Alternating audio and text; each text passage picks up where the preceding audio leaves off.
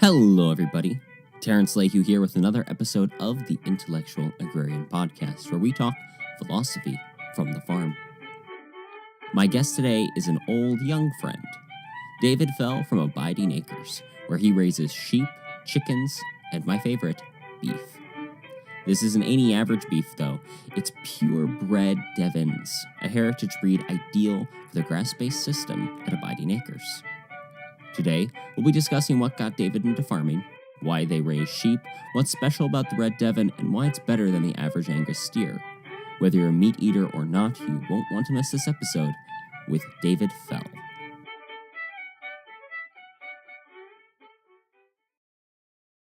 David, welcome to the show. Thank you for having me, Terrence. It's good to be here. I'm excited. This is going to be a great conversation. But before we get started here, can you share with the audience a little bit about your farm? Sure. With my family, we own and operate Abiding Acres Farm in southeast Wisconsin. We raise grass-fed beef, Red Devon beef specifically, grass-fed lamb, pasture pork, poultry. Those are our main focus. We also do some goats on the side. Now, I think that's important to ask this before I ask my next question, but how old were you when you started farming? I was about 10 years old. Okay, now that does lead directly to my next question. What made you decide at 10 years old to get involved in farming? Because, I mean, most parents are concerned when their 23-year-olds or 30-year-olds are saying, hey, Mom, Dad, I think I want to start farming. Right. So it's always been a passion of mine ever since I was real young. But it was originally my dad's vision. I was born in town, not in the city. But my dad does not come from a farming background, and he wanted us to learn the skills that have been lost through the generations, how to raise our own food. He wanted us to know where our food came from.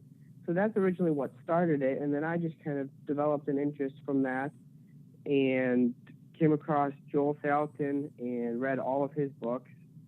That's kind of where I got my interest, specifically in the sustainable agriculture movement. And, it's just been building it from there. We started with chickens when I was about 10 or 11 and have been adding ever since. Wow. It's wonderful to hear how much those books have affected people. There are just so many wonderful stories like yours where they read Joel Salatin's books and they had the opportunity. It gave them the knowledge that they needed to move forward. Right. Which was your favorite, out of curiosity? They were all really good, and it's hard to pick a favorite. But my top two would be the first one I read, which was You Can Farm. That was just very, practical, helpful information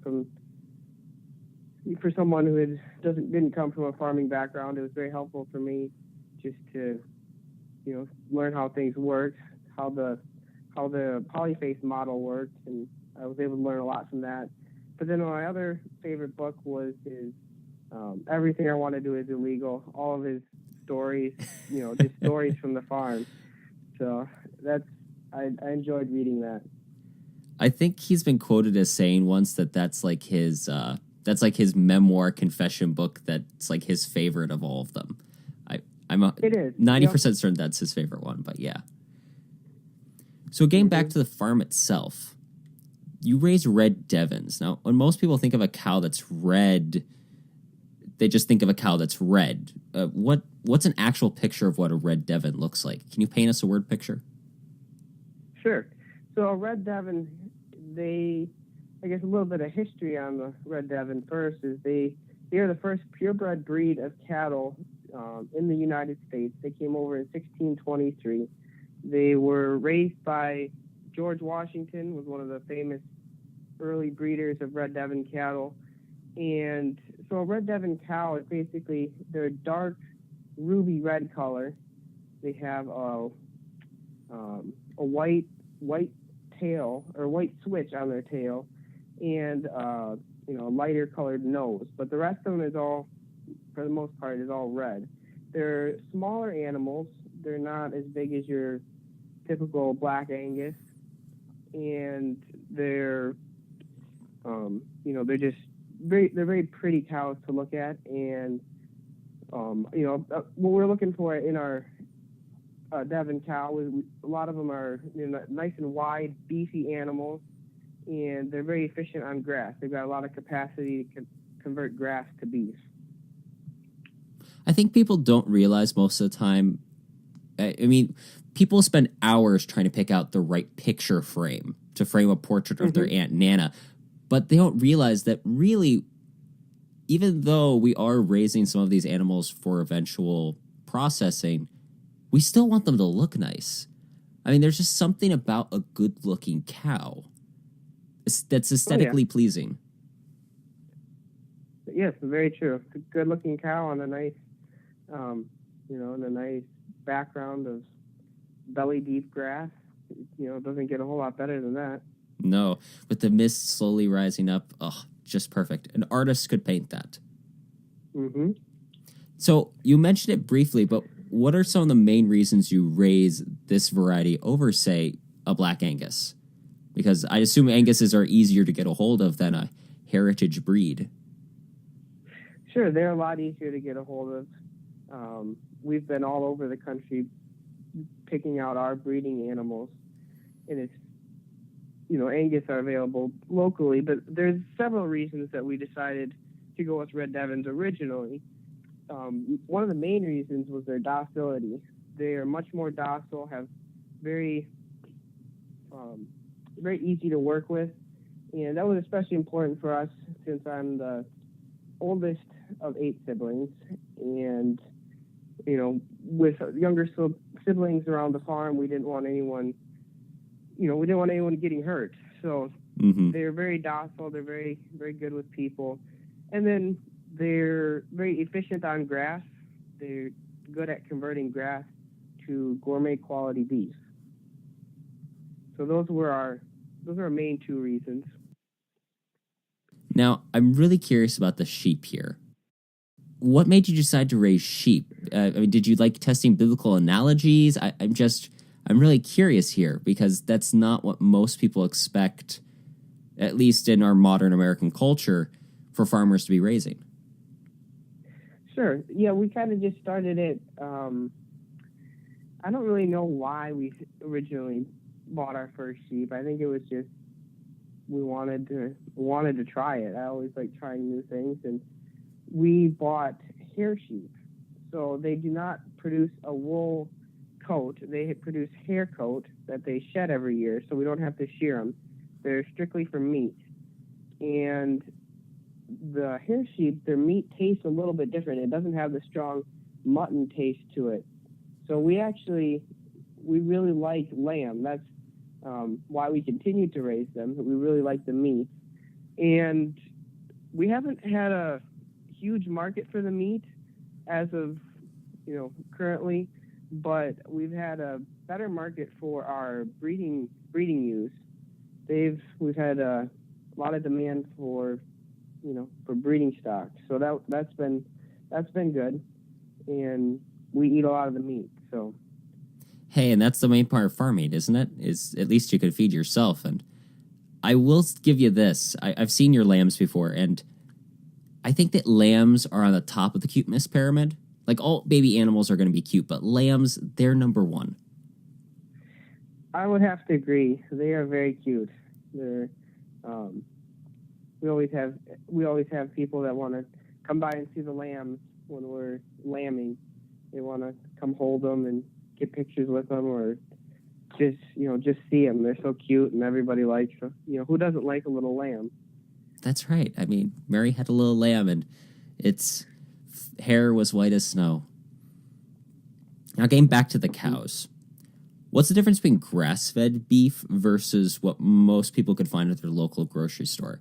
Because I think we hear a lot about grass-fed beef, USDA, grass-fed choice, and all that. But, what are some of the real differences? So some of the real differences are, well, first of all, the animal is the meat.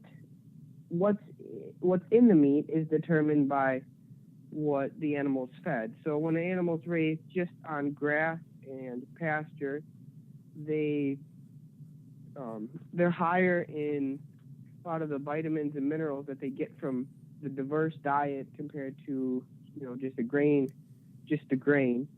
So they're higher in vitamin B, vitamin A, selenium, zinc, other essential vitamins and minerals. They're higher. The conventional beef still has some of that, but it's not as high. And it also has a healthy omega-3, omega-6 ratio and significantly higher levels of CLA, which is some studies have shown that it's cancer preventative. It's it's good for overall heart health, and it doesn't turn into body fat. So it's those are some of the things that are in the meat. Now there's a lot of things that aren't in the meat, which are just as important. So a lot of conventional beef will have levels of antibiotics, hormones, and other chemicals and drugs from their diet. So all of our beef is naturally raised. We do not use any antibiotics, growth hormones. Don't feed any. We don't use drugs. So the animals themselves are a lot healthier because they're eating what they were designed to eat compared to grain. So the animals in a feedlot, they're fed so much grain, it actually their liver can't handle it. And if they're fed on the high levels of grain for too long, it will actually kill them. So, I've always thought that really, it's not healthy for the animal. And if the animal is not healthy, it really can't be healthy for us to eat either. No. I mean, people talk about animal rights all the time, and yet we do these feedlot situations where it would be the equivalent of tying a whole bunch of, obviously animals are animals, people are people, but it'd be like trying to feed us a ice cream diet all the time, and an unhealthy ice cream at that, and then expect us not to get sick. It doesn't work that way. Right. It doesn't work. If this is your first, 5th, 6th, or 12th helping of the show, we aren't going to tell you to stop like Aunt Mildred during dessert. Instead, we want to send you our top episodes in what we call the grocery bag, because they're about the food you eat and how it's grown. Knowledge that you can take straight to the kitchen. Go to intellectualagrarian.com/bag. Once again, that's intellectualagrarian.com/bag to get the grocery bag sent directly to your inbox, or click on the link below. There, we've got great episodes about farm-to-table dining, organic grains, and so much more. So be sure to go to that link and get the grocery bag for knowledge that you can take straight to the kitchen. Now, back to the show. Now, this is a fun question because I just really enjoy food. I think that's half the reason I started this podcast, was just so I could talk about food. But what is your favorite cut of meat? Now, that's a really, really hard question. I don't have a favorite cut of meat. I like a lot of different cuts. Probably, I like roasts. Roasts are usually good. My mom likes to cook them in the crock pot, with meat and potatoes, carrots. That's probably my favorite. But I like all the different cuts if it comes from a good animal. Now, I am curious about this, but what's your favorite cut from the lamb or sheep?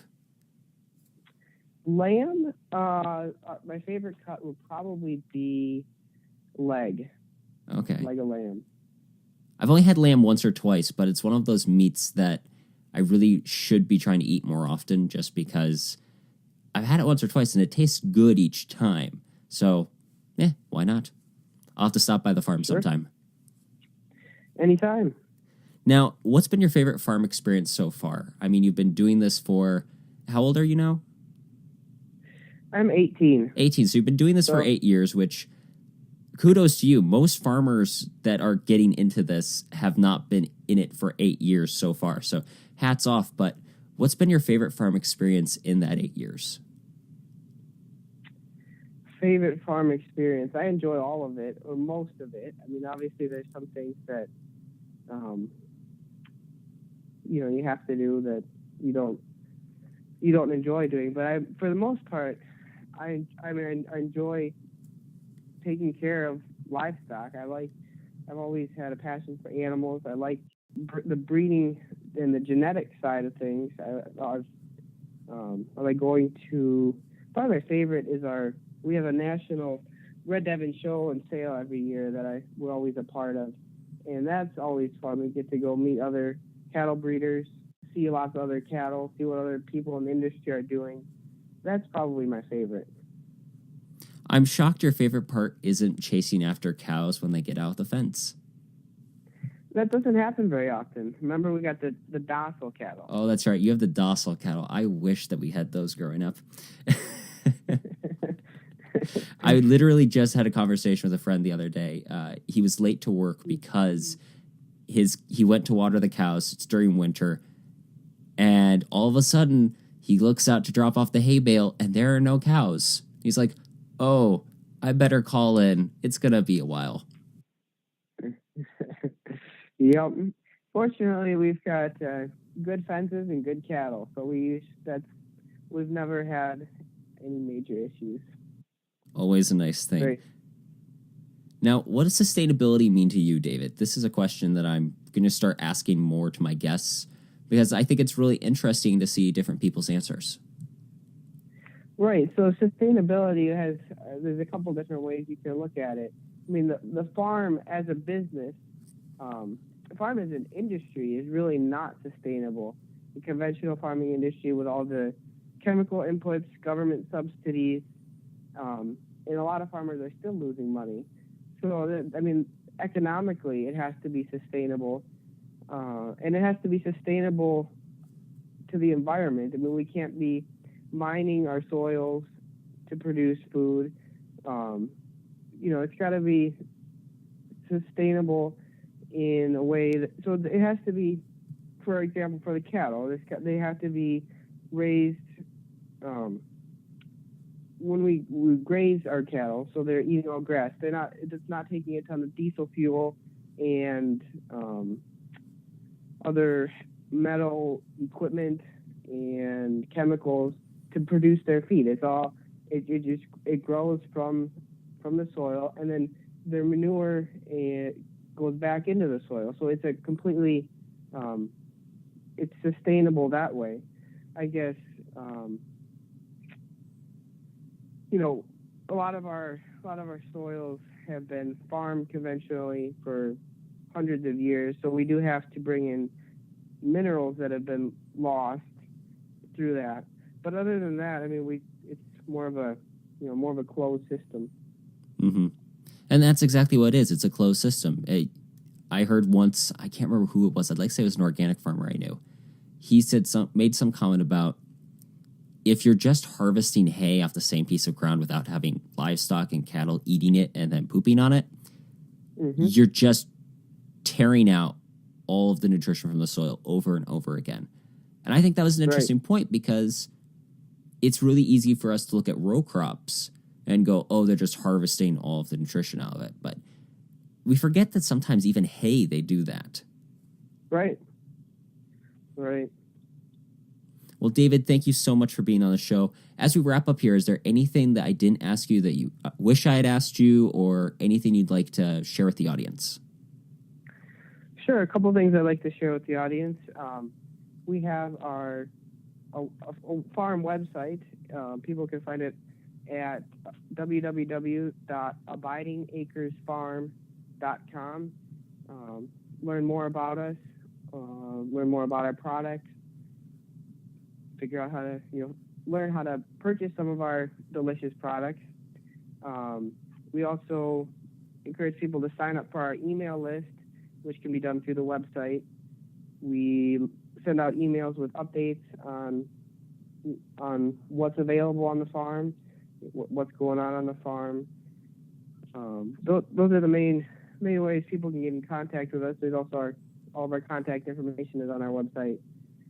So I'm always interested in talking to people about what we do, and anybody who wants to stop out at the farm is welcome to contact us and set up a time to do so. Awesome. Well, all of that information will be linked in the show notes. And one quick thing I have to say about your guys' website, I've seen it, and I've seen a lot of farms' websites, and yours is really good. Much better than the average farm. So people definitely go take a look at it.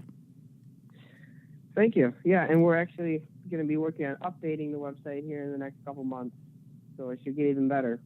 Awesome. Well, thanks again, David. Thank you for your time. Thanks for having me, Terrence. Big thanks to David for being on the show today. You can learn more about him and his farm by going to the Abiding Acres website, all of which will be linked in the show notes. We hope you've enjoyed today's episode. As always, please rate and review on whatever listening medium you use. While you're there, be sure to subscribe to keep in contact with all of our great episodes. Once again, this has been Terrence Lehue and the Intellectual Agrarian reminding you to keep farming the dream.